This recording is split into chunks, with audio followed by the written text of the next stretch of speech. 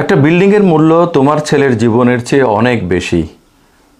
একটা ওভারব্রিজের দাম তোমার হাজার ছেলের লাশ দিয়েও কি চুকাতে পারবে?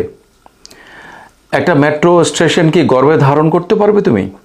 কি আছে তোমার অপত্য স্নেহে? গাড়িগুলো বাসগুলো যে পুড়ে গেল, তোমার ছেলেদের রক্ত মাংস তো আর চলবে না এদের ইঞ্জিন। মেট্রো কি আর তোমার ছেলেদের দুঃসাহসের বিদ্যুতে ছুটবে? কিংবা এলিভেটেড এক্সপ্রেসওয়ের টোল কি তোমার জানাজার কান্নায় আদায় হবে? কি করে জন্ম দিলে এমন সন্তান? ভয় পায় না দিতে যান।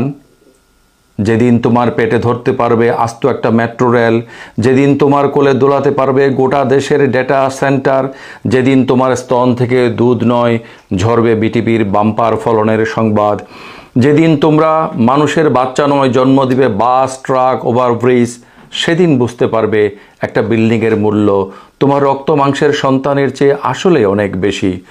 তখন চুমুখেও ওই ইট সিমেন্টের শরীরে গাড়িগুলোকে পাশে শুইয়ে দিও হাত বুলিয়ে, পদ্মা সেতুটাকে পাঠিও ভার্সিটিতে, পাবলিকে না হয় প্রাইভেটে। আর রাতে ঘরে ফেরার অপেক্ষা করো প্রিয় ওভারব্রিজটার, স্টেশনটার, মুখে ভাত তুলে খাইয়ে দিও বিটিভিটাকে, বাবা বলে ডেকো শখের মেট্রো রেলটাকে। আর ভুলে যেও, সব ভুলে যেও, ভুলে যেও রক্ত মাংসের কোনো ছেলে ছিল তোমার, পেটে ছিল, পিঠে ছিল, কোলে ছিল। ভুলে যেও তুচ্ছ নগণ্য ওই মনুষ্য সন্তান কখনো তোমাকে মা ডেকেছিল। তোমার ঘরে এখন বিটিভি, তোমার বিছানায় এক্সপ্রেসওয়ে, তোমার আঁচল ধরে আছে মেট্রো রেল। আর কি চাই তোমার?